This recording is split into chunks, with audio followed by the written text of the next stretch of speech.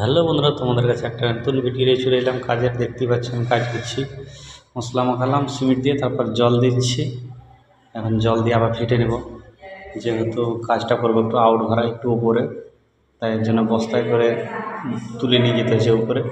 যে দেখতে পাচ্ছ নিচে মশলাটা মাখিয়ে উপরে নিয়ে এসে ঢালনা এখান থেকে আউট ভরা প্লাস্টার হয়েছে দেখতে পাচ্ছ।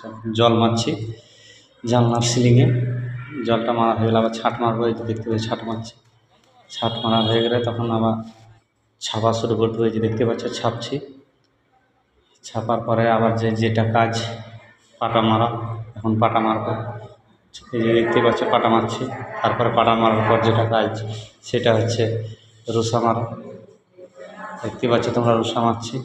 তো বন্ধুরা, ভিডিওটা যদি ভালো লেগে থাকে তোমাদের একটা লাইক কমেন্ট শেয়ার করবে অবশ্যই। দেখতে পাচ্ছ জানলার কানারটা এখন করে নিচ্ছি।